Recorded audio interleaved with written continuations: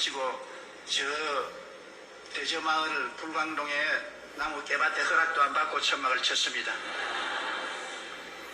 천막을 치고 난 다음 그 이튿날 주인이 와서 얼마나 고통을 치는지 주인 앞에 무릎을 꿇고 손을 비비고 백배사죄를 하고 비용을 내겠다고 해서 허락을 받고 24인용 천막입니다. 그것도 뭐 240년 들어갈 천막이면 몰라도 24인용 다 떨어진 천막을 치고 가마니를 깔고 복음을 증거하기 시작했는데 누가 와야 말을 하죠.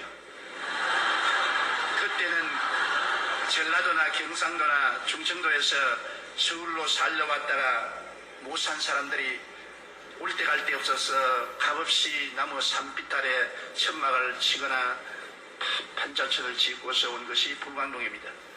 모든 사람들이 치킨이를 놓고 있고 좌절하고 낙심했습니다. 술주정뱅이들, 창녀들, 공갈 협박꾼들, 폭력배들이 들끓는 곳이었습니다. 그곳에 가서 회개하고 천당가라고 아무리 외친들 눈도 떠보지 않습니다. 아예 저들의 상황하고는 전혀 관계없는 그러한 세계를 제가 전파하기 때문에 그들에게는 복된 소식이 아니었었습니다. 귀찮은 소식이었었습니다. 가는 곳마다 박대를 당하고 깡패들이 그 24인용 천막을 불로 태우겠다고 늘 협박을 하고 고난을 겪었습니다. 제가 전통적인 복음을 증거해서 예수 믿고 천당 가라 안 가면 지옥 간다고 아무리 외쳐도 공허한 소리에 불과했습니다. 하루는 가장 그 동리에서 이름난 집에 전도를 가지고 했습니다. 유한문 씨라고 항영북도 북층에서 피난을 오는데 아들만 9인간 그래요. 딸은 없었어요. 그리고 그 부인과 함께 사는데 왜 유명하냐면 10년 동안 그는 술 주정뱅인데 얼마나 술을 퍼먹든지 옛날에 불광동에는 서울에 있는 모든 화장실에서 가져온 배설물을 큰 호수같이 파놓고 거기 배설물을 갖다가 부은 것이 그게 불광동이요 대저마을 우체가 있는 곳입니다. 뭐 배설물 냄새가 하늘을 충천합니다. 그런데 그분만이 유독이 술 먹고 배설물 속에 들어가서 목욕을 합니다. 유명합니다. 그러면 그 부인이 와서 일꾼들을 쓰겨서 목을 새끼줄로 묶어서 저 배설물 속에서 끌어냅니다. 끌어내가지고서 개천에 가서 물을 덮어 심어서 씻어서 집으로 데려오는 그러한 상황이기 때문에 유명하죠. 그리고 그 아들들은 전부 신발을 닦거나 나무 물건 훔치는 삶을 사는 대표적인 가난하고 굶주리고 소외되고 버림받은 가정입니다. 그런데 기도를 하고 그 집에 전도를 가겠다고 각오를 하고 찾아갔어요. 바로 찾아가서 문을 두드리는데 토담집인데 흙집입니다. 흙으로 지은 집에 조그마한 집이니까 요 사이는 그런 집 없어요. 기념관에 가봐도 못 찾아요.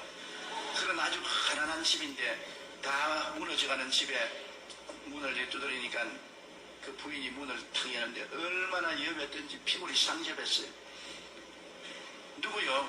그래서 나는 저 이웃 마을에 교회를 개척하는 전도사인데 예수 믿고 천당 갑시다. 그러니까 나를 탁 누려보더니만 눈이 이글이글하게 분노가 빡 떨어졌어요. 나 천당행인가? 그래. 왜 천당을 안 갑니까? 예수쟁이 모두 거짓말쟁이. 천당행인가? 그래 내가 천당에 안 가려면 지옥에 가야 되는데 지옥에 가면 어떻게 합니까? 지옥불이 얼마나 뜨거운데요. 그러니까 지옥 좋아하네. 지금 내가 이미 지옥에 살고 있는데 무슨 지옥이야? 생각해봐. 우리 남편 10년 동안 알코올 중독으로 한 푼 돈 안 벌어오고 애들 9이 전부 길거리에 가서 나무 신발 닦고 나무 포켓도 훔치고 그렇게 해서 먹고 사는 내가 무슨 지옥이 겁니다. 우리 집에 와봐. 방 한 5평 될까 말까 하는 방에 이부자리 하나밖에 없어요. 내가 그 이름을 지어줬습니다. 백두산 한라산 이불이라고. 왜 솜이 뭉쳐가지고 하나는 백두산이고 하나는 한라산. 그걸 아버지, 엄마, 애들이 다 함께 듣고 자고 뭐 완전히 거짓입니다. 그러니 그 부인 말이 맞아요. 지금이 지옥인데 이보다 더 뜨거운 지옥이 어디 있냐는 겁니다. 그러니 지옥 가지고서 그런 협박 공갈하지 말라. 이미 내가 지옥에 살고 있다. 그래서 천당에 가야지. 그런 거짓말을 왜 하느냐. 천당에 죽고 올라가서 그렇게 좋은 것 같으면, 그렇게 좋은 천당을 죽고 난 후에 줄 하나님이면 지금 살아있을 때 우리에게 조금 천당 왜 안 주느냐. 정말 하나님이 살아계시고 죽고 난 후에 그런 좋은 천당을 준다면 살아있을 때 우리에게 천당 좀 안 주냐. 우리 천당 어렵지 않다.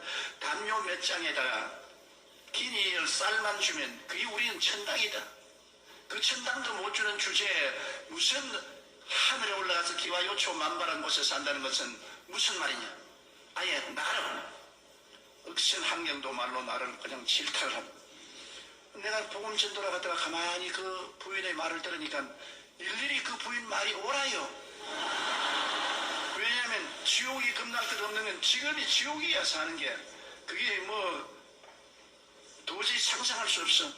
그리고 천당, 그 부인 말 따라 정말 천당이 그렇게 아름다우면 왜 하나님이 그 천당에 몇 부분인 조그마한 천당, 그것도 과한 거지 우하는 천당도 아닙니다. 이부자리 담요 몇 장에다가 이복에다가 그걸 쌀만 좀 주면 그게 천당이겠다 했는데 그것도 못 주는 하나님이 앞으로 어떻게 기와 요초 만발한 아름다운 천당을 주겠냐는 것입니다. 나는 전도하러 갔다가 완전히 전도를 당해가지고서 내 마음에 회의가 꽉 들어찼습니다. 야, 내가 정말로 하나님을 잘 믿고 있는가? 정말 천당이 있는가? 뭐 그런 퀘션이 들어왔어요. 그래서 복음을 전하러 갈 때는 성경을 끼고 어깨를 펴고 갔는데 올 때는 어깨를 쭉 늘어뜨리고 천막교회에 들어와서 가만히 꿇어 앉아가, 하나님, 내가 뭘 전도해야 됩니까? 신학교에서 공부한 공부는 이 사람들과는 관계가 없습니다. 너무나 헐벗고 굶주리고 절망이고 병들은 사람에게 회개하라, 천국이 가까워왔다 해봤자 소용이 없는데 이래가지고서 내가 무슨 목회를 하겠습니까? 그리고 나도 이제 그 여자 말을 들어보니까 나도 천당이 희미합니다. 정말이지 하나님이 살아계시면 이 땅에 살 동안에 천국을 좀 주셔야 안 되겠습니까? 나도 복음을 전도한다고 나왔는데 안 믿는 사람들은 저런 좋은 빌딩을 짓고 큰 극장을 짓고 뭐 댄스홀을 짓고 술집을 짓고 그 사람들이 구름대같이 모여드는데 나는 다 떨어진 24인용 천막에 냄새는 가만히를 깔고 난 다음 여기 엎드려서 하나님이 여기 계신다 하니 사람들이 하나님하고 잘 살아가고 말하고 안 찾아오니까 어떻게 합니까? 저도 혼돈이 꽉 들어찼어요. 그래서 무릎을 꿇어 엎드려서 모든 선입견을 버리고 성경을 새로 읽기 시작했습니다. 마태복음부터 마가복음, 누가복음, 요한복음, 사도행전, 복음서와 사도행전을 처음 읽는 사람 태도로서 무릎을 꿇고 읽기 시작하니까 내가 아는 예수 그리스도와 성경에 기록된 예수님은 너무나 틀리더라고요. 신학교에서 교수들이 내게 주입해 준 그 예수 그리스도와 성경에 기록된 예수님은 너무나 틀리더라고요. 성경에 기록된 예수님은 천당에 대한 이야기를 한 것이 아니라 가는 곳마다 천당을 나누어 주고 계시더라고요. 죄인의 죄를 용서하시고 병든 자는 고쳐주시고 귀신은 쫓아내시고 배고픈 자는 먹이시고 환난에 들어간 자는 평안을 주시고 그러고 난 다음에 죽는 자는 살려주시면서 천당 가라 하니까 안 믿을 사람 누가 있겠어요? 예수님은 천국에 대하여 이야기하는 것이 아니라 천국을 나누어 주시는데 나는 천국에 대한 이야기만 하지 나누어 주지 못하니까 나로서는 도저히 감당을 못할 일인 것입니다. 내가 주님께 엎드려 눈물을 흘리며 기도했습니다. 주님하고 나하고는 다른, 주님은 사람들에게 와서 그들이 필요한 것을 직접 채워주셨습니다. 죄인에게는 용서를, 외로운 자에게는 평안을, 가난한 자에게는 먹을 것을, 죽는 자는 살려주고 병든 자는 고쳐주시고 귀신을 쫓아내주시고 살아있는 그리스도를 전했는데 나는 역사적인 그리스도를 전하고 천당을 줄 수 없는 사람이 되었으니 어떻게 합니까? 그렇게 눈물을 흘리고 기도를 하는데 성령께서 저에게 말씀하시기를 너도 천당을 주라. 주님, 내가 누구에게 천당을 줍니까? 주님, 도저히 나는 못합니다. 그러니까 네가 잘못되었다. 예수 그리스도는 어제나 오늘이나 영원토록 동일하시고 그가 오늘날 살아계시 너와 함께 있다면 내가 한 일을 너가 해야 될 것 아니야. 너도 살아있는 하나님을 증거하고 천당을 주라. 소위 말하는 살아있는 성령 운동을 하라. 문자적인 신앙을 가지지 말고 살아있는 성령 운동을 하라. 그래 기도를 많이 하고 또 얼마 후에 그 이초희 씨 집을 찾아갔습니다. 우리는 좀 마음이 훈훈해서 제가 찾아가서 문을 두드리니까 문을 탁 또 왔네. 좋은 소식을 가지고 왔습니다. 무슨 좋은 소식? 당신의 남편이 알코올 중독에서 해방될 수 있는 소식. 당신의 자식들이 학교에 가서 공부를 하고 훌륭한 자녀들이 될 수 있는 소식. 당신의 그 위장병과 심장병이 낫고 사람답게 살 수 있는 조그마한 집이라도 마련해 줄 그분을 내가 소개하기 위해서 왔습니다. 그런 분이 어디 있어? 그런 분이 계셔요. 그분을 만나면 팔자가 달라집니다. 이상하네. 전에는 그렇게 말 안 하던데. 전에는 그렇게 말 안 했으면 지금은 이렇게 말합니다. 그분을 만나보세요. 내가 소개를 해줄 테니까 만나면 팔자가 달라집니다. 그러니까 두말하지 않고 샌들을 신고 방에서 나와서 나를 따르더라고요. 내 속으로 야 이것이구나. 전에는 반항감을 가지고 적개심이 으르르하더니만 팔자를 고쳐준다는 사람을 소개해준다니까 따라 나오는구나. 이런다면 온 동리 사람에게 똑같은 말을 하면 다 따라 나올 것 아닌가. 와 마음에 아주 기분이 좋습더라고요. 그래서 논두렁길을 지나서 산비탈로 깨밭까지 왔습니다. 그러니 천막을 내가 세웠으니까 얼마나 엉터리를 세웠습니까? 나는 그런 목공의 기술이 없어요. 나무를 세워가지고서 천막을 세우니까 천막이 이렇게 있어요. 그래 그 앞에 와서 그분이 어디 있어요? 그래서 그분이 이 안에 계십니다.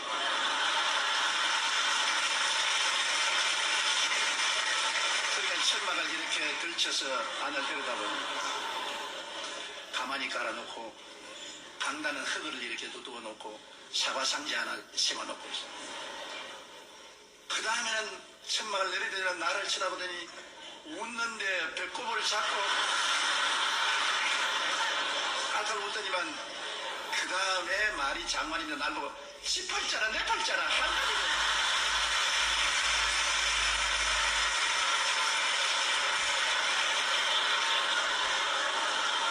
내가 충격을 받았습니다. 아이고 그러면 이제는 교회 안 나오면 어떻게 하냐 싶어서. 그래서 맞았어요. 아주머니 팔자나 내 팔자나 한 가지입니다. 그러므로 아주머니와 내가 팔자를 고칠 불자를 만나야 됩니다. 함께 만나자고요. 그러니까 팔자를 고치는 자는 희망이 있으니까 안 떠나더라고요. 이야 사람들은 희망이 없으면 못 사는구나. 희망의 메시지가 중요하구나. 그래 와서 천막교회에 처음으로 제가 한 사람을 전도했습니다. 새벽에 나와서 같이 기도를 하는데 그 남편 이제는 술 주인병에서 해방되기 위해서 기도를 합니다. 교인들 다 합쳐봤자 한 10명 안 되는데 모여서 기도를 하는데 이 남편이 술이 착 취해가지고서 우리가 기도하는데 와가지고서 너희들이 나 술 안 먹게 하려고 기도한다고. 그날부터 술 맛이 얼마나 좋은지 말도 아주 여러분의 기도가 내 술안주야. 막 온 천막이 막 술 냄새가 확 납니다. 그러면서 술을 취했으면서도 그런 소리를 하면서 앉아있어 천막교회에. 그러니 내가 낙심이 얼마나 됩니까? 나는 그 사람이 싹 해방될 줄 알았는데 술맛이 더 있다 하는 바람에 기도를 하면 술맛이 더 있으면 어떻게 하느냐. 그래도 불구하고 그 술이 만취가 되어서 그때부터는 교회에 나와요. 교회에 와서 온갖 잔소리를 다 하고 나에게 온갖 손가락질을 다 하고 그러다가 석 달을 기도했는데 그 부인이 하루아침에 그 애를 보내서 쪽지를 내바라보니까 우리 남편이 어제 밤새도록 도끼를 들고 다 죽인다고 야단법석을 하고 하더니만 오늘 혼수 상태에 빠졌으니 빨리 와주십시오. 나는 술 주인배에서 해방된다고 했는데 혼수 상태가 되어 죽으면 어떻게 하냐. 그 길로 그냥 막 미끄러지면서 넘어지면서 뛰어가서 보니까 혼수 상태가 되어서 홀홀홀 했어요. 내 생에 술 마귀가 이제 떠나려는구나. 그래 내가 그를 잡고서 나사렛 예수 이름으로 명하노니 알코올 중독의 원수 귀신아 나오라 나오라. 그렇게 하면서도 내가 전에 그렇게 하는 걸 못 봤기 때문에 우리 교수들이 가르쳐주지도 아니었고 응급결에 내가 하기 때문에 이게 내가 바르게 하는 건지 잘못하는지 알 수가 없어요.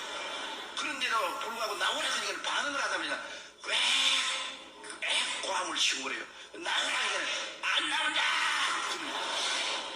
그래 내가 뭐가 안 나오냐.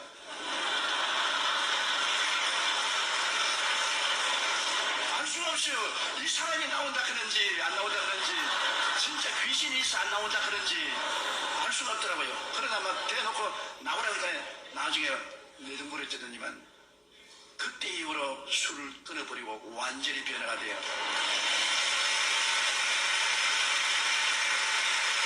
나중에 우리 교회 장로가 되었습니다. 그러니까 한경북도 도민회에서 기념으로 이 사람에게 직장을 주었어요. 비로소 돈을 벌어서 처음으로 쌀 가마니를 집에 가지고 왔습니다. 참 그게 에피소드가 있어요.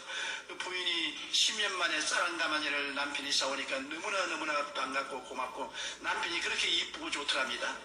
그래서 남편을 끌어안고 키스를 해주고 기도를 하고 했는데 마음속에 아유 우리 전도사님이 11조를 내야 하나님이 복을 준다 하더라. 11조를 안 내면 하나님이 복을 빼앗으면 어떠냐. 그래서 그 쌀 가마니에서 11조를 뗐어요. 너무너무나 아까우니까 돌아갔다 붙고 주님 10년 동안 나다를 구경 못한 우리가 이거 먹는다고 하나님이 복 안 주겠냐. 그렇게 좁은 하나님 아니시지. 도로가 안 그렇지 안돼 도로 떠내서 초저녁부터 시작한 것이 새벽기도 4시까지 떼냈다가 부었다가 떼냈다가 부었다가 그 갈등은 말로도 할 수 없습니다. 우리가 지금 웃기는 소리 같지만은 그 가난한 부인의 그 마음의 신앙의 갈등입니다. 그래서 새벽에 종소리를 치니까 그 11조 쌀을 떼는 쌀 봉지를 들고 남편이 가져온 돈의 11조를 들고 너무나 아까워서 울면서 오다가 눈에 미끄러지가 논바닥에 자빠지니까 이게 그냥 쌀이 눈에 다 쏟아지거든. 그러니까 그 흙을 그대로 끌어 담아가지고서 그래가지고서 내게 울면서 왔는데 보니까 쌀 없고 흙만 있어. 하나님이 너무나 가오가십니다. 10년 동안 나달 구경 못한 우리 집에 시험 날 쌀 한 가마니 가져왔는데 왜 11조를 잡수시려고 합니까? 근데 손에 있는 돈은 얼마인지 모르겠어. 떡이 돼버려가지고서 얼마나 꽉 쥐었더니 흙이 묻어가지고서 떡이 돼버려. 그래서 자매님 11조는 하나님이 빼앗아가는 것이 아닙니다. 11조는 내일에 더 많은 축복을 주기 위해서 심는 종자 씨앗입니다. 심어야 거두지 않아요. 심지 않고는 못 거두지 않아요. 자매님이 지금까지 가난한 것은 안 심었기 때문에 거둘 것이 없어 가난했는데 11조는 종자 씨앗으로 심으면 하나님이 주시는 것이므로 이것은 심어는 것이니 비록 모두 다 흙 속에 심어버리고 말았지만은 하나님이 받은 것으로 알고 축복합니다. 그날 이후로부터 시작해서 그 집에 쌀이 떨어지지 아니했어요. 그러고 난 다음에 그때 은크크라고 한국 부흥 유엔 전도단이 있어서 가난한 사람을 보증을 해주면 융자를 주어서 집을 짓게 해줘요. 그래서 내가 보증을 써서 은국구에 가서 융자를 받아가지고서 한 25평짜리 조그마한 집을 하나 지었어요. 깨끗하게 잘 지었어요. 지어가지고서 그 집에 들어가고 그 다음에 애들을 다 학교 공부를 시켰어요. 그 애들 중에 지금 3사람이 목사가 되어 있는데요. 완전히 예수 믿고 천당이 다가오는 것을 보았습니다. 그 이초희 권사님이 늘 하는 말이 우리는 예수 믿고 천당에 죽어서 있는 줄 알았는데 지금 천당이 왔다. 우리 가족들이 다 예수 믿고 구원받고 병 고침받고 이렇게 애들도 공부 다 하고 새 사람이 되었으니 얼마나 좋은가. 그래서 그 소문이 나니까 희망이 있으니까 온갖 사람이 다 모여와요. 우리 교단에서 나를 불러요. 그리고 교단에 가니까 총회장 총무 교단 사람들이 모여서 너 요사이 병 기도하고 귀신 쫓아내고 무당짓 한다면서. 아니 무당짓 하는 것이 아니고 예수님이 성경에 기록된 것은 성경의 말씀대로 이 가난하고 헐벗고 굶주린 사람에게 복음을 증거해서 이런 역사. 우리 교리로서는 그걸 인정할 수 없으니까 사표처럼 성령운동하다가 그냥 쫓겨났어요. 그래 나를 사표를 수락해서 사표 쓰고 나는 기독교에 대한 하나님의 성에서 쫓겨났어요. 무적자가 됐습니다. 그래가 낙심을 하고 있는데 겨울에 밤 12시쯤 됐는데 천막에서 사람이 와서 어떤 안진뱅이가 하나 와서 목사님을 전도사님을 찾는다 그랬어. 지금 내 신세 고약한데 또 무슨 안진뱅이가 찾아왔냐. 하니까 안진뱅이가 주일날 서울역에서 출발했는데 주일날 밤 12시에 불광동에 도착했어요. 완전히 하체 마비가 되어서 무릎에다가 고무를 대고 지팽이 막대기 두 개를 지금 끌어서 이렇게 해서 사정해서 버스를 타고 왔는데 왜 왔냐 그러니까 어떤 사람이 내가 구걸을 하고 있는데 네가 저 불광동에 가서 천막교회 찾아가면 팔자를 고친다. 그곳에 있는 전도사는 병을 고친다. 너도 팔자가 고쳐질 것이니 그를 찾아가라 해서 하루 종일 걸려서 왔어요. 왔는데 보니까 한 12살 먹는데 내법도 없이 그냥 겉옷만 입었는데 벌벌벌벌 추운 겨울입니다. 들고 있어요. 너무나 불쌍합니다. 그런데 내가 보니까 뭐 이 다리가 뼈만 남았어요. 관절이 탁 붙어있는데 아유 하나님 왜 이런 사람을 내게 보냈습니까? 내가 손을 다리에 얹고 기도를 하려고 하니까 기도가 천장에 붙어서 안 나와요. 안 믿어지는데요. 하나님 이 다리를 아이고 고쳐주시옵소서. 나을 가능성이 없어요. 그래서 야 너 낫겠느냐. 나는 나을 줄 믿고서 왔는데요. 전도사님 날 버리지 말아 주십시오. 지금 이사가자 믿음을 좀 얻어야 되겠다고. 그래서 강단으로 나가서 드려 하나님 아버지 내가 병자부에 기도했지만 저런 건 처음 봤는데 내가 믿음이 안 생깁니다. 도저히 안 생기니까 하나님이 직접 고치세요. 날 보고 고치라고 하지 마세요. 나 못 고칩니다. 나 못합니다. 그러고 부르짖기 시작한 것인 제가 눈물을 흘리고 1시간이 넘도록 그냥 기도를 하는데 온몸이 뜨거워지고 방언으로 막 기도를 하고 온몸이 뜨거워지고 그러다 보니까 마음에 믿음이 자꾸 들어오는데 뭉게구름같이 믿음이 피어오르는데 나중에는 내 생각에 내 손으로 이렇게 밀면 지구가 밀릴 것 같아요. 그래서 내가 그 아이에 가서 지금 이전부 박정선 목사님이 그 청년회 회원으로서 철야기도를 하고 있는데 그 사람하고 또 조병호 목사라고 그도 목사님인데 그분도 청년인데 그 애를 어깨를 잡아냈어요.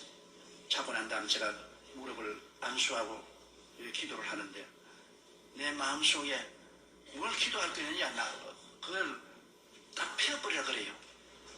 왜 내가 무식하고 모르니까 범잡는다고 막 이 무릎을 열고 무너진다는데 온 힘을 가지고 올라서 누르니까 뼈가 딱딱 크니까 얘가 와 이거 엄마 사람 잡네 그러더라고요. 그래도 그 소리를 귀에 들으면서도 뭐 너무 내가 믿음이 생기니까 이 무릎을 떼가지고서 갖다 붙이면 붙일 것 같아요. 그래 눌러버리니까 무릎이 탁 떨어져 덜렁덜렁 하더라고요. 그런 거를 내가 탁 들어 올리니까 다리가 덜렁덜렁 하더라고요.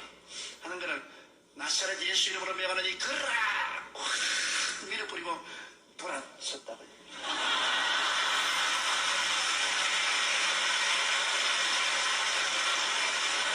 왜냐하면 내 생각에는 그건 막 꼬꾸라졌어요. 그런데 내가 눈을 감고 돌아서 있는데 막 청년들이 박수를 치고 고함을 치고 야단을 보니까 이놈이 천막을 돌기 시작하는데 뛰고 그랬냐.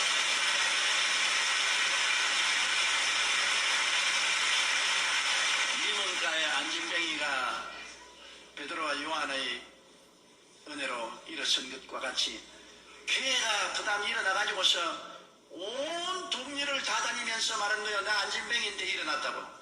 그러니까 순식간에 우리 천막이 안진병이 전lum발이 중풍병자 폐병 환자 수용소가 되었었어요. 교회가 아니라 모두 병든 자, 가난한 자, 굶주린 자 이런 사람이 모였는데 회개하고 통성기도하며 성령이 와서 방언을 하지요. 그 다음 병정자가 낫지요. 하나님 기적이 일어나지요. 그러면서 나의 신학이 형성되기 시작했습니다. 사람의 신학이라는 것이 그 삶의 환경이 신학을 만들어내는 것입니다. 똑같은 예수님도 부자가 보는 예수님과 가난한 사람이 보는 예수님이 다르게 보는 것처럼 내가 그때 비로소 인간은 재난을 당한 존재고 아담과 하와가 처음 지음을 받았을 때는 하나님이 정말 영혼이 잘됨같이 범사에 잘되며 강건하게 했는데 타락할 때 3대 재앙을 만났구나. 영적으로 죽었지요. 그 다음 범사의 저주를 받아서 땀을 흘려야 먹고 사는 가난이 왔지요. 그 다음 너는 흑인이 흑으로 돌아가라. 흑으로 돌아가자니까 병들어서 죽지 않아요. 아담과 하와가 타락한 것은 3대 재앙이다. 그런데 예수님이 오셔서 십자가에 못 박인 것은 삼중 축복을 가져왔다. 그 십자가에 못 박여 피를 흘리심으로 일생에 우리 죄를 다 청산하신다. 죄의 값을 고통을 통해서 다 갚았다.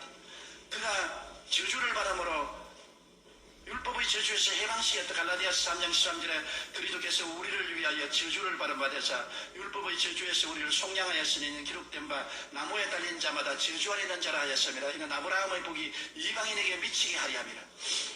예수님께서 아담에게 내린 그 모든 저주를 십자가에 매달려서 다 청산하셨다. 그 다음에 제가 채찍에 맞음으로 너희가 나음을 입었다. 그리스도께서 우리 연약한 것을 신이 담당하시고 병을 짊어지고 가셨고 그가 채찍에 맞음으로 너희가 나음을 입었다. 병 고침을 받았다. 그래서 제가 그때 내 기초적인 신학이 형성된 것은 인간은 타락함으로 3대 재앙에 봉착했는데 십자가를 통하여 삼중 축복을 받아 전구원을 얻게 되었다. 사랑하는 자여 내 영혼이 잘됨같이 범사에 잘되며 강건하기를 간구하노라. 우리는 여태까지 영혼 구원만 말했는데 영혼 구원만이 아니다. 시편 103편 오늘 읽은 말씀대로 내 영혼아 야훼를 송축하라. 내 속에 있는 것들아 다 그 성으로 송축하라. 내 영혼아 야훼를 송축하며 그 모든 은택을 잊지 말지어다. 사람들이 다 잊어버린 것이에요. 제가 내 모든 죄악을 사하시며 내 모든 병을 고치시며 내 생명을 파멸해서 구속하시고 인자와 긍휼로 관을 씌우시며 좋은 것으로 내 소원을 만족케 하사 내 청춘으로 독수리같이 새롭게 하시는도다. 하나님께서 잊지 말라고 하는 은택인 것입니다.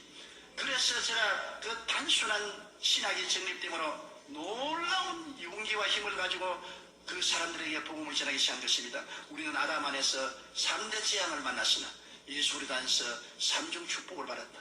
여러분 와서 회개하고 성령 받고 방언 말하고 하나님 은혜로 충만하면은 그 다음에는 하나님이 범사에도 축복을 주어서 저주를 제함으로 손으로 하는 일에 복을 주시고 병 낫는다. 단순하지요.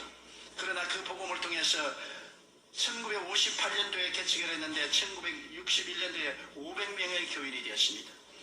그 500명의 교인들이 다 나가서 직장을 구하고 직장을 얻고 장사를 하고 술을 마시지 않고 방탕하지 않냐고 잘 살게 되어서 그 사람들이 모여서 땅을 사고 교회를 지을 수 있게 만드는 것입니다. 나는 한 동리가 예수 그리스도의 삼중 축복의 복음을 듣고 변화되는 것을 봤었습니다. 그 조그마한 동리가 완전히 변화됐어요. 예수님이 정령을 해버렸듯이 1964년도 하루 저녁에는 설교하다가 설교 중간에서 쓰러졌죠. 막 심장이 그대로 막 뛰다가 그냥 딱 멈춰버린 거예요. 그래서 내가 강단에 쓰러졌어요. 쓰러지니까 교인들이 뭐 절단 강단이 났지요. 교회 한 3,000명이 꽉 들어차 있는데 그 앞에서 설교하다가 말고 쓰러져 큰 대자로 들어 누웠으니까 이게 왜 말입니까? 뭐 보통 목사가 들으겠는데 한참 성령 운동하고 그냥 방언하고 비무하인 기도하고 귀신 쫓아내고 하는 사람이 그 모양이 되었으니까 내가 쓰러지면서 말하기를 하나님 사무실에서 쓰러지게 하시지 왜 강단업에서 쓰러지게 하십니까? 그게 내가 마지막 기억입니다. 점잖하게 좀 쓰러지게 만들어주지 아니하시고 이렇게 하시니까 그래서 적십자 병원으로 싣고 갔어요. 그래서 적십자 병원에서 나를 조사를 하더니만 어디에 손댈 것이 없다는 겁니다. 영양실조에다가 심장이 아주 나쁘고 그 다음에 치질에다가 아주 폐병도 낫지 않는다 신경쇠약에다가 어디에 손댈 것이 없다. 당신 이렇게 하면 얼마 안에서 죽는다. 목회 그만두라. 그래서 집에 들어가서 들어누웠는데 엘리베이터를 타고 끝없이 밑으로 떨어지는 그런 감정입니다. 도저히 견딜 수가 없는 고통입니다. 그래 내가 주님께 주님이시여 나는 이제 목회를 할 수가 없습니다. 이대로 죽을 수 없고 너무나 원통합니다. 주님이 왜 다른 사람을 다 고치면서 나는 안 고쳐줍니까? 울어도 대답 없는 이름이요 부르다가 내가 죽을 이름이요. 다른 사람 위해서 기도하면 성령께서 암이 나았다 절름발이가 나았다고 내게 말씀을 해주세요. 근데 내 면은 말하면 말씀을 안 주신 것이 침묵입니다. 아무리 부르짖어도 나는 병이 안 났습니다. 그러나 다른 병은 왜 그렇게 잘났는지 몰라요. 그러니까 하나님께서 제가 말씀하기를 이제는 네가 목회를 하지 말고 교인들을 세워서 목회를 하라. 그래서 여러분 구역 조직은 제가 원조입니다. 주일날 여러분 내가 설교를 하는데 겨우 와가지고서 그때 7분 설교를 했어요. 서대문에 나왔는데 서대문에 2,000명 하는 교회에 10,000명이 넘게 나왔어요. 그런 가운데도 성경운동하니까 막 교인들은 막 구름대같이 모여오는데 나는 죽을 판이거든. 그래서 내가 성경에 바울을 말하니까 사망은 내 몸에서 역사하고 생명은 너희 안에서 역사한다. 나는 죽어가는데 생명의 역사는 성도들에게 더 일어나는 것입니다. 그래서 내가 보통 7분 설교를 했는데 3번 설교하고 들려서 다 사무실에 들어간 설교하다 쓰러지고 결혼 예식을 집행할 수가 없어요. 왜냐하면 신랑 신부 앞에서 잡아지라 하기 때문에 될 수 있으면 짧게 말을 하기 때문에 5분 만에 결혼을 끝마치는 것입니다. 그리고 장례식을 하기 얼마나 겁이 나냐면 무덤 앞에 구덩이에 내가 먼저 떨어지려고 하는데 관이 내려가기 전에 내가 자꾸 떨어지려고 하는데 그 괴로움은 말로 다 할 수 없습니다. 그 괴로움은 말로 다 할 수 없습니다. 그래서 제가 하나님께서 네가 목회를 하지 말고 너는 평신도들을 가르쳐서 목회를 시켜라. 그래서 구역을 조직하기 시작해서 교회를 구역으로 나누어서 5가정씩 이렇게 나누어 가지고서 구역을 만들고 그러면 5구역이 모이면 지역을 만들고 이렇게 해서 교회를 맺겠습니다. 그 다음에 구역장 교본이나 적고 저는 주일날 설교가 난다면 다음 주일날까지 들어 누워 있어요. 일어날 수가 없습니다. 너무 심장이 나쁘니까. 그 다음 다음 주일날 겨우 일어나 가지고 와서 설교를 한다면 또 가서 또 들어 누워 있고 그 고통은 말로 다 할 수 없습니다. 그런데 하나님은 참 어떤 데 보면 무자비하더라고요. 1964년도에 내가 들어 누워서 고통을 당하고 있는데 너는 온 천하에 다니며 만민에게 복음을 전하라. 하나님 내 혼자 어떻게 떠납니까 이 약한 몸으로. 그때는 또 해외 나가면 선교로 나간다 해도 200불밖에 안 바꿔주는데 돈 200불 가지고서 내가 어떻게 합니까? 그러나 주님께서 너는 선교로 출발하라. 선교로 출발하라. 우리 교회도 겨우 목회하는데 그래서 죽기 아니면 살기입니다. 죽기 아니면 살기. 내가 여러분 뭐라고 말해도 하용조 목사님의 마음을 뼛속까지 알아요. 여러분은 모릅니다. 그 중에 얼마나 눈물과 피와 땀과 죽음을 앞서 체험하면서 목회를 하고 있다는 건 여러분은 모릅니다. 과부가 과부 사정한다고 내가 그 길을 걸어왔기 때문에 나는 알아요. 그래서 내가 그분을 사랑하고 존경하고 그분은 순교적인 사명을 가지고 복음을 전한 줄 알아요. 1964년도부터 시작해가지고서 하나님이 선교로 나가라 하면서 제일 먼저 독일 베를린에서 초청장이 왔어요. 비행기를 타고 가다가 몇 번이나 비행기에서 가물아친지 말로 다 할 수 없습니다. 자리에 앉아있다가 너무 숨이 답답하니까 그냥 통로에가 들어누웠어. 그래서 스튜디오에서 일어나세요 아저씨 일어나세요. 요사이 같으면 퍼스트 클래스로 타겠는데 그때는 3등 좌석에 타서 누울 데가 없으니까 좌석에 앉아있으면 죽겠으니까 그냥 통로에 들어놓아요. 그래서 부흥에 가면 외국 사람들이 많이 있는데 내가 복음을 증거해야 되니까 약한 것을 보이면 안 되지 않습니까? 내 망신 하나님 망신 한국 망신을 하면 안 되기 때문에 그것이 갈보리 십자가에 매달리는 고통이었습니다. 죽음과 삶의 경계를 가지고서 강단에서 설교를 합니다. 그리고 또 병자면 기도를 해요. 왜냐하면 나는 하나를 믿습니다. 내가 아무리 고통스러워도 말씀은 말씀이니까. 말씀에는 3대 재앙에서 주님이 3중 축복을 주셨으니까 영혼 구원과 저주에서 해방과 육신의 치료는 말씀이니까 난 말씀을 전해야 된다. 그래서 병자회원 기도를 하면서 내 속으로 주님 나도요. 그런데 병자회 기도하고 나면 계시가 옵니다. 지혜 지식의 말씀이 옵니다. 암이 나았다, 절름발이가 나았다, 폐병이 나았다, 무릎 관절염이 나았다. 계시가 자꾸 옵니다. 그럼 그걸 내가 말을 해요 하면 막 일어나서 구름대같이 병이 나고 박수를 치고 나와서 뛰고 꿀리고 관쟁을 하는데 관쟁을 지금 들으면서 나 자꾸 쓰러지려고 해요. 그래서 내가 호텔에 들어와서 하나님 너무나 야박합니다. 나는 왜 내버려 둡니까? 주님 저 사람들은 다 같이 고치면서 나는 왜 이렇게 고통을 당해야 합니까? 아무 대답도 없어요. 네가 저 많은 병전자의 고통을 네가 몸에 걸머져라. 제가 가장 한 번 고통을 당한 것은 코트디부아르라고 아프리카의 나라가 있습니다. 프랑스 식민지로 있던 나라인데 아주 아름다운 나라예요. 그 나라에 가서 복음을 전하는데 대통령과 부인이 굉장히 신앙이 좋아서 저를 대통령궁에 초청해서 대접을 해주고 자기 자가용 비행기를 내주어서 그 나라에 집회할 때 대통령 자가용 비행기를 타고 다니게 했는데 그날 한 5만 명이 모이는 스타디움에 가서 꽉 스타디움에 갔는데 대통령과 그 영부인과 장관들이 다 왔고 모든 대학 총장들이 다 왔고 나라가 수도가 들썩하게 모였는데 설교하러 나가려고 하는데 심장 발작이 일어났습니다. 심장이 막 150분에서 200분 뛰기 시작하고 그날은 막 땀이 막 비 오듯이 흐르는데 또 제가 당이 와가지고서 저혈당이 온단 말이에요. 이거는 정말로 문제는 죽은 놈이다. 수많은 청중들은 뭐 그냥 열광하고 박수를 치고 찬송을 부르고 하는데 이제 사회하는 사람이 이제 한국에서 나온 위대한 조용기 목사님이 나오니까 내 속으로 위대하기는 무슨 개똥으로 위대하지. 죽게 되는 사람이 뭐 위대가 되냐. 못 일어나겠어요. 심장이 200분 뛰면요 천지가 놀았습니다. 거기에다가 저혈당이 있다가 왔는데 초콜릿이라도 예비하고 가야 되는데 초콜릿을 지금은 복귀해서 예비하고 있지. 아무것도 예비 안 했습니다. 그러니까 막 진땀이 나고 막 머리가 막 아프기 시작하는데 하나님 지금이야말로 하나님이 홍해수를 바르는 기적을 행할 때니 주님이 임하여서 나를 살려주어야 내가 이 앉은 저 강단까지 걸어나갈 수가 있습니다. 하나님 살려주십시오.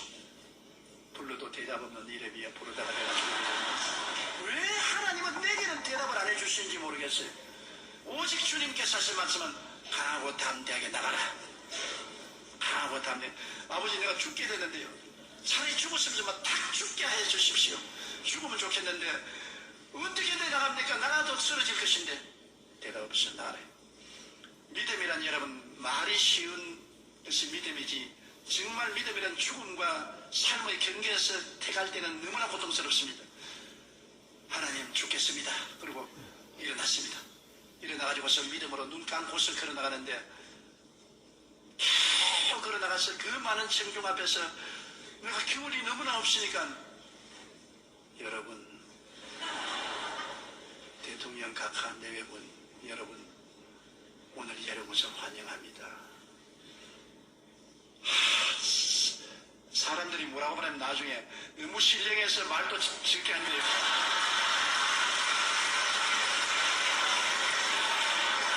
사람을 갖다가 이렇게도 해석하고 저렇게 해서 나는 말을 못해가지고서 겨우 죽는 소리를 했는데도 신령해서 그렇게 죽은 소리를 하더라고요. 아주 광나는 자꾸 땀을 뻘뻘 흘리면서 기절 안 하려고 정신을 가려 모아서 그것도 또 한국말로 말하면 그냥 하겠는데 영어로 해야 되니까 또 단어를 기억해야 되지 않습니까? 그러니 그 괴로운 가운데서 그걸 한 30분 동안 설교를 겨우 마치고 회개할 사람 여러분 중에 회개할 사람 나오시오. 그러니까 세상에 수천 명이 나옵니다. 수천 명이. 그러니 하나님이 하시는 일은 사람이 해석을 할 수 없어요. 그래 나와서 그 사람들 죽기로 인도하고 난 다음 또 병자회 기도했는데 왔다 그냥 안진뱅이가 일어나고 크라치를 내 던지고 나오고 그냥 뭐 눈 안 보이는 사람이 눈을 보고 그래서 내가 써서 하나님 나도요. 나는 하나님이 지나치도록 안 해주시더라고요. 그래 그곳에서 내가 내 인생의 가장 어려운 위기를 믿음의 능력으로 이겨낸 것입니다. 그래서 제가 49년이 언제 몇 년이면 인생 50주년에 저는 목회를 졸업하는데 49년에 매일매일을 기적으로 살고 절대로 다음 주일에 내가 쓴다는 보증이 없었습니다. 이번 주일로서 나는 마지막이고 이제는 죽을 것이다. 그렇게 내일을 기약하지 못한 것이 49년간 강단을 비우지 않고 설교를 하고 세계를 115바퀴를 돌고 80여 개국을 방문하면서 복음을 전가할 수 있으니 기적 아닙니까? 그죠? 이게 기적입니다. 이게 기적입니다.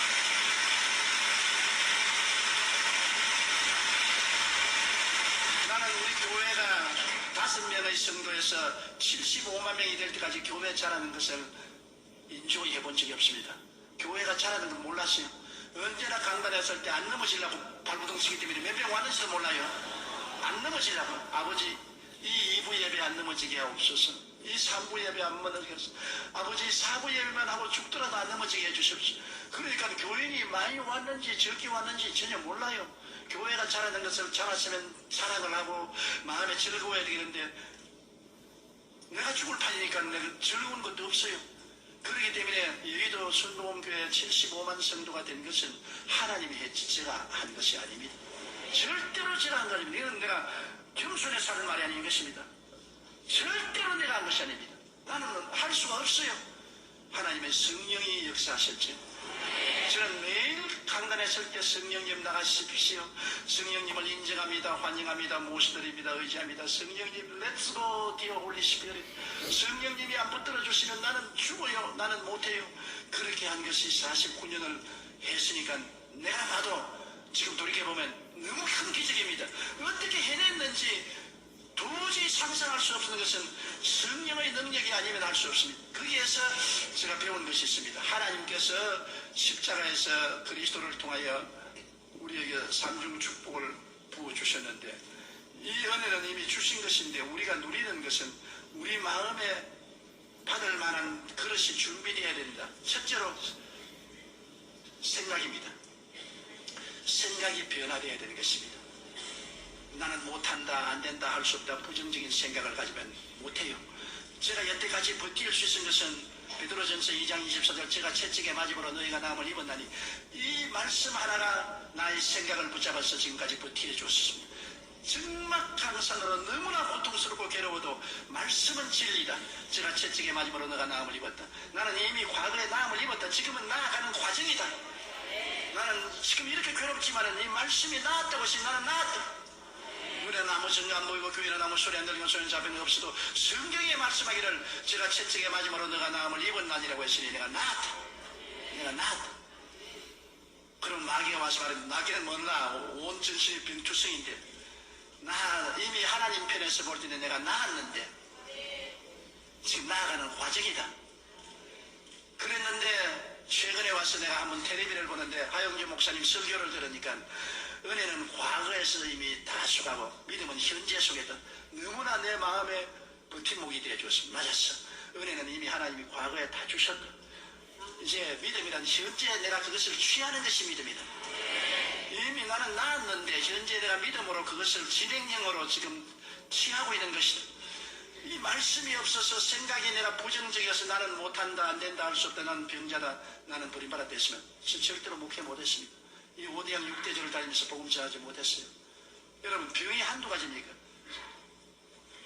당으로 말미암아 저혈당이 오면은 정말로 기가 막히게 고통스럽습니다. 한 분은 일본에서 부흥회하고 비행기에 탔는데 비행기 안에서 저혈당이 와가지고서 죽을 뻔당했습니다. 그런데도 불구하고 당뇨병 환자는 내가 안수하는 쪽쪽 낫는다고요. 그 다음에는 또 제가 파킨슨 병이 와가지고서 온몸이 들리기 시작합니다. 그러니 병 주머니예요.